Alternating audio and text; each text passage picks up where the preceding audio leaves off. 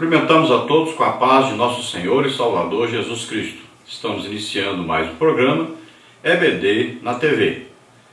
Nós estamos durante esse quarto trimestre de 2014 estudando as revistas da CPAD com o tema Integridade Moral e Espiritual, o legado do livro de Daniel para a igreja hoje. O comentarista da CPAD desse trimestre é o pastor Elianai Cabral. Nós hoje estaremos estudando a lição de número 5, que tem como tema Deus abomina a soberba. Nosso textuário aí está em Daniel 4:37, que diz o seguinte: Agora, pois, eu, Nabucodonosor, louvo e exalço e glorifico ao Rei dos céus, porque todas as suas obras são verdades e os seus caminhos juízo, e pode humilhar aos que andam na soberba. E a nossa verdade prática diz: a soberba é o pecado que mais afronta a soberania divina. Então, de acordo aí com a nossa palavra-chave, soberba é o quê? É o comportamento excessivamente orgulhoso, arrogância, presunção. Então, no nosso caso aqui, seria alguém que atribui a si mesmo, a sua sabedoria, ao seu próprio poder, o resultado pelo seu sucesso. Então, no caso de Nabucodonosor, ele olhava para o seu reino, a cidade construída, os belos jardins suspensos da Babilônia e as construções ali, fortificações e tudo mais, e o crescimento do seu reino, e dizia então que ele tinha feito aquilo tudo. Ele dava honra e glória a si próprio. Ele acreditou que pela força do seu braço, pela sua própria sabedoria, pelo seu próprio esforço, ele tinha conseguido tudo aquilo.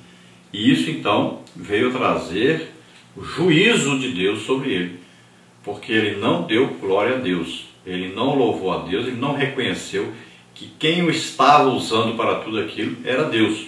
E Deus já havia dito para ele que era ele que estava por trás de tudo. Ele estava usando Nabucodonosor para juízo das nações, principalmente o juízo sobre Israel.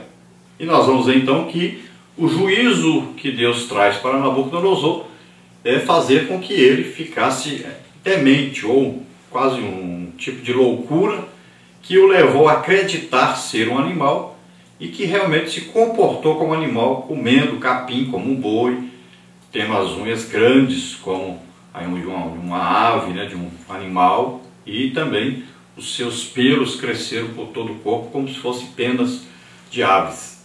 Então ele se comportou e passou a se comportar e agir e a ter uma situação de um animal, durante aí que acreditamos 7 tempos, durante 7 anos.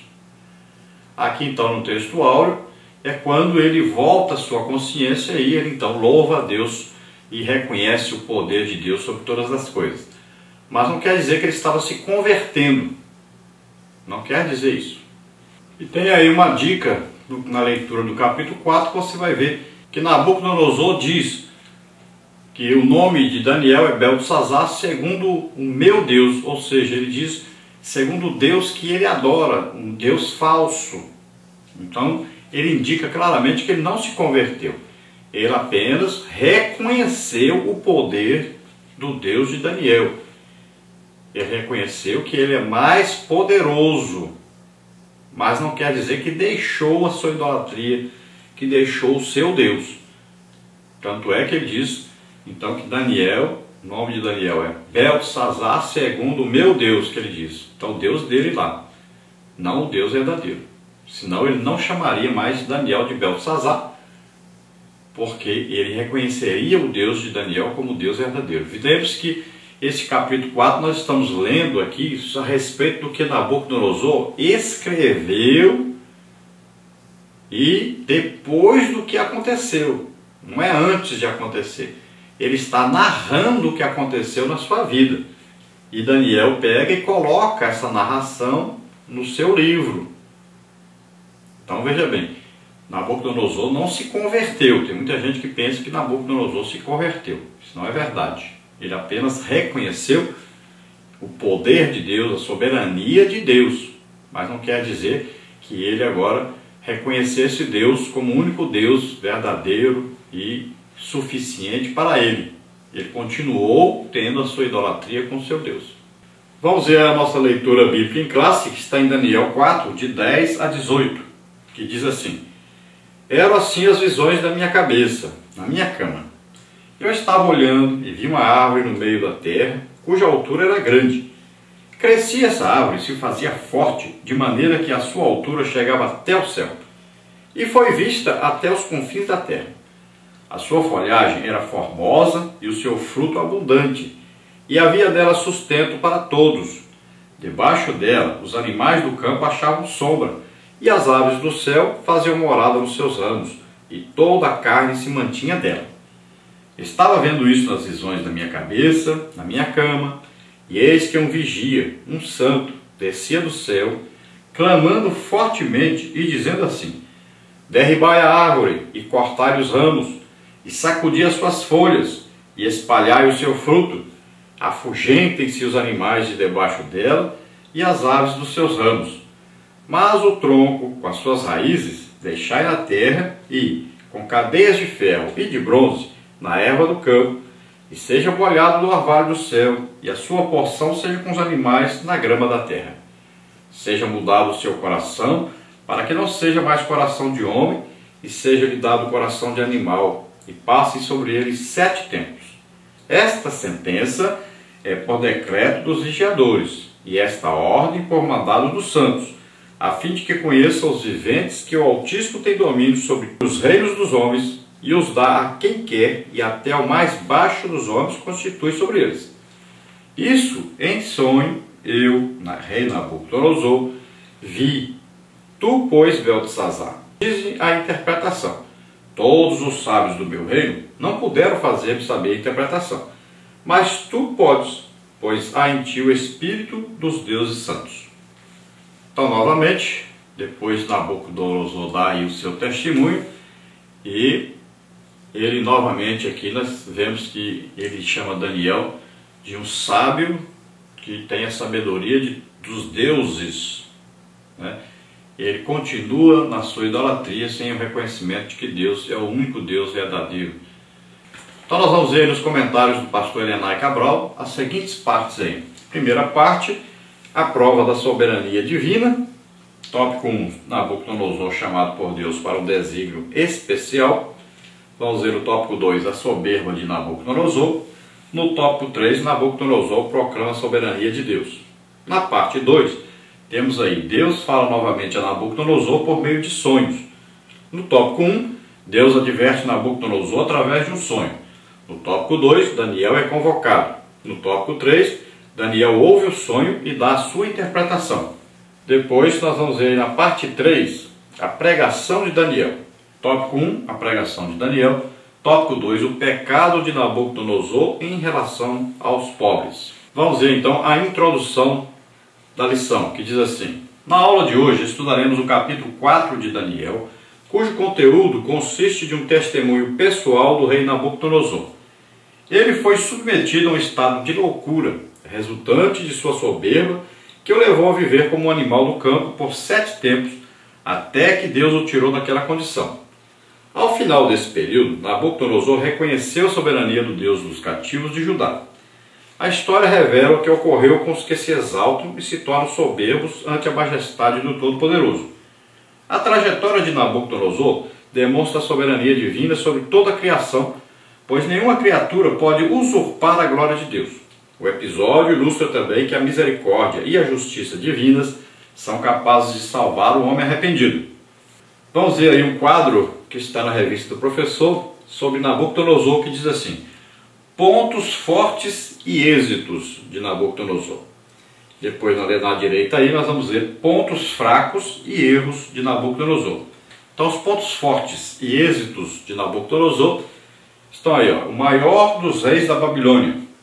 Foi conhecido como construtor de cidades, descrito na Bíblia como um dos governadores estrangeiros a quem Deus usou para seus propósitos. Então aí, pontos fortes e êxitos. Agora vamos ver aí pontos fracos e erros. Considerou-se um Deus e foi persuadido a construir uma estátua de ouro que todos deviam adorar. Tornou-se extremamente orgulhoso, o que o levou à insanidade. Tendia a esquecer-se das demonstrações do poder de Deus que havia testemunhado. Então esses são os principais pontos fracos e erros de Nabucodonosor. Então a lição de hoje nós estamos vendo aí sobre o que Nabucodonosor escreveu a respeito de uma situação que ele viveu. Então ele vai narrar aí que ele teve de repente aí um vislumbre de si próprio. Ele achou que ele era o máximo, que tudo que ele tinha feito, tinha realizado era por sua força própria, sua sabedoria própria. E ele então teve um sonho, e nesse sonho Deus revelou a ele que ele então iria se transformar num animal, ou seja, seria um momento de loucura que ele teria. Isso duraria 7 tempos, ou acreditamos aí 7 anos, e que depois Deus o restauraria para que ele reconhecesse a soberania divina. E isso aconteceu, foi chamado Daniel para revelar então o que significava esse sonho que ele teve, e Daniel revelou exatamente isso, que ele ficaria então por 7 tempos com um animal, até que reconhecer então a soberania de Deus. Se nós olharmos para a palavra de Deus, a Bíblia, nós vamos ver vários homens que se acharam grandes, acharam que podiam aí desafiar Deus, achavam que eram mais sábios, mais inteligentes que o próprio Deus, né? Nós vamos ver aí durante a história humana, homens construindo aí cidades, Torre de Babel, por exemplo, para desafiar Deus, querendo subir lá em cima para evitar o dilúvio. Nós podemos ver aí o exemplo de Faraó desafiando a Deus e vários outros. Mas nós estamos vendo aí esse exemplo de Nabucodonosor, que nos ensina que Deus traz juízo àquele que se apresenta como soberbo, aquele que acha que com a sua própria sabedoria, sua própria inteligência pode conseguir ser maior do que todos. Então Deus traz juízo a essa pessoa, mas Deus também é misericordioso para quando essa pessoa reconhecer o seu erro, Deus lhe perdoar e Deus restaurar a sua vida normal.